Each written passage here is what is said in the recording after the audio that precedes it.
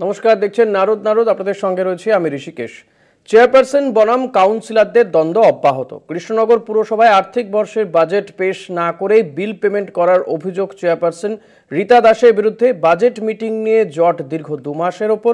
বিভিন্ন দপ্তরে জোর দিয়ে বিল পেমেন্ট করার অভিযোগ তাঁর বিরুদ্ধে। বৈঠক করে সমস্যা সমাধানের আশ্বাস দিলেও আজ অবধি বসেনি সেই বৈঠক। অবশেষে হেড ক্লার্কদের ঘরে তালা বন্ধ করে পাহারায় কাউন্সিলররা। দেখুন। দীর্ঘ 2 মাস ধরে বাজেট পেশ নিয়ে বিতর্ক নদিয়ার কৃষ্ণনগর পৌরসভায়। বেশ কয়েকবার বৈঠক তারিখ ঠিক হলেও দিনের দিন ভেস্তে গিয়েছে আলোচনা। চলতি মাসের 2 তারিখে একই ইস্যু নিয়ে পুরপ্রধানের ঘরের সামনে বিক্ষোভ দেখান কাউন্সিলরদের একাংশ। কোতোয়ালি থানার আইসির মধ্যস্থতায় সেবারের মতো বিক্ষোভ উঠে গেলেও ফের চেয়ারপারসনের বিরুদ্ধে বিক্ষোভ কাউন্সিলরদের। তাঁরা জানাচ্ছেন কোনো বাজেট পেশ না করেই করা হয়েছে পেমেন্ট। যে গত 2 তারিখে আমরা চেয়ারম্যানের গেটের সামনে ধর্ণা দিয়েছিলাম, যেহেতু বাজেট পাস হয়নি, উনি মিথ্যা প্রসিডিং করে আমাদের সব কাউন্সিলরকে পত্র ধরিয়েছিলেন এবং একটা মিথ্যা চিঠি লিখে ডিএলবিতে পাঠিয়েছিলেন। এর বিরুদ্ধেই আমরা 2 তারিখে ধর্ণা দিয়েছিলাম, যেটা সংশোধন করতে হবে। রাত্রি 8টা-9টার সময় আইসি সাহেব এসে আমাদের দুজনের মধ্যস্থতায় উনি আইসির সামনে বললেন আগামীকাল 2টোর সময় এই সংশোধন করে আমরা প্রসিডিংটা দিয়ে দেবো। আমরা ধর্ণা তুলে দিলাম।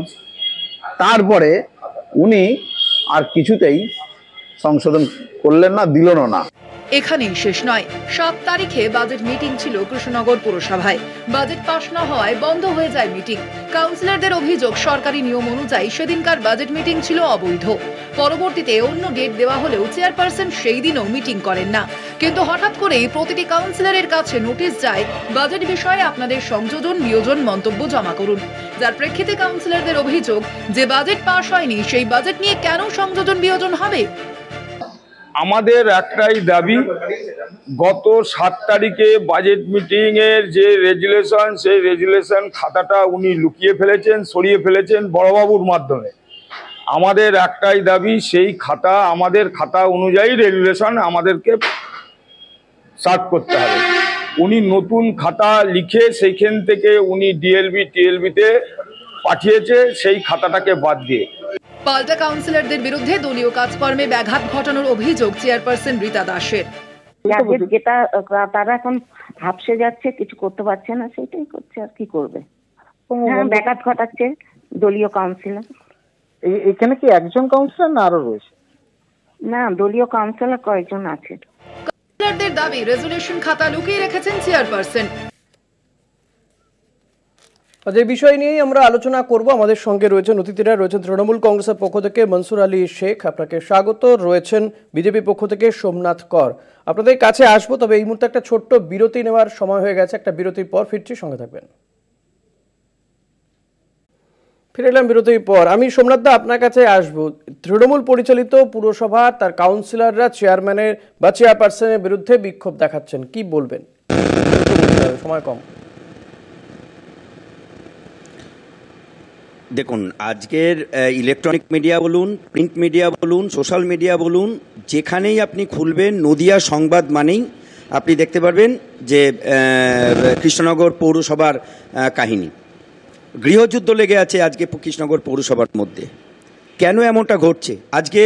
আজকে প্রায় কৃষ্ণনগরের অধিবাসীরা বিভিন্ন রকমভাবে যে পৌর পরিষেবা, যার জন্যে কৃষ্ণনগরের সাধারণ মানুষ ট্যাক্স দেয়, সেই ন্যূনতম পৌর পরিষেবাটা তারা পাচ্ছেন না। আজকে এইরকম একটা জায়গায় দাঁড়িয়ে কৃষ্ণনগরের সাধারণ মানুষদের কি দোষ ছিল যে তারা তৃণমূল কংগ্রেসকে আজকে ভোট দিয়ে ক্ষমতায় নিয়ে এসছে?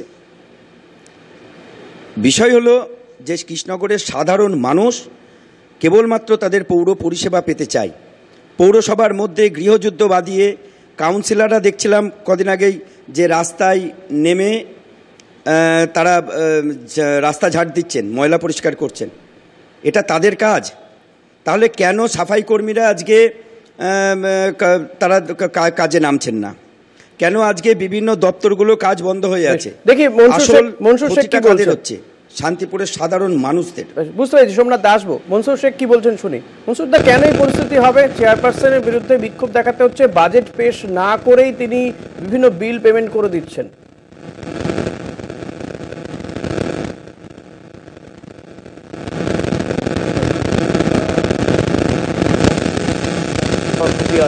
মাননীয় আমাদের সকলের এমপি মহাশয় মহামৈত্র মহাশয় দেখছেন।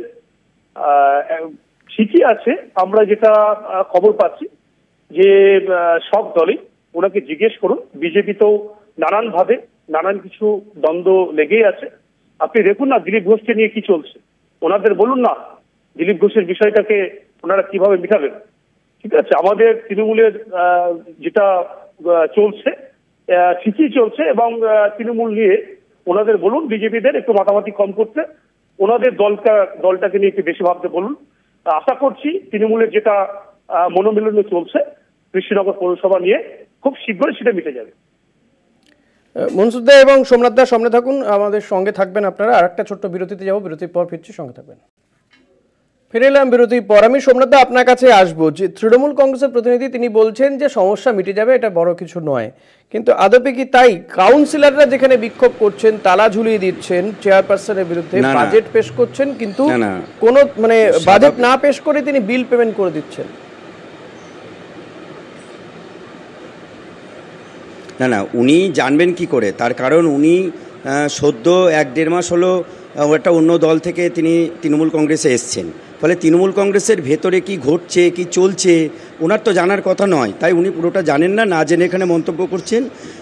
বড় প্রবলেম হচ্ছে যে দেখুন, যে কোনো একটা বিষয়ের একটা নির্দিষ্ট ডেকোরাম থাকে, একটা সাংবিধানিক পদ্ধতি থাকে, তো সেই সাংবিধানিক পদ্ধতির মধ্যে দিয়ে এগোতে হয়।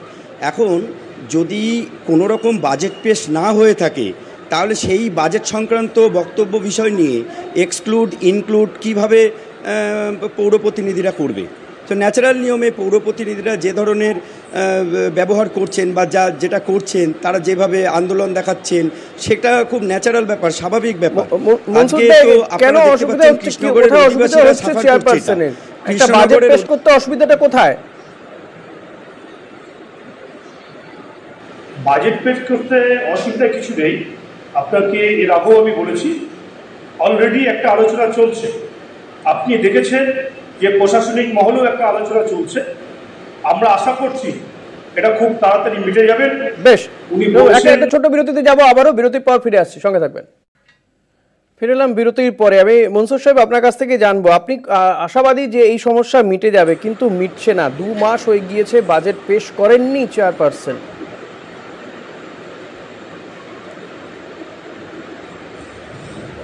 এটা আশা করছি আপনার 2 মাস নয়, হয়তো অল্প কিছুদিন হয়েছে, এবং একটা চূড়ান্ত সিদ্ধান্ত চলছে।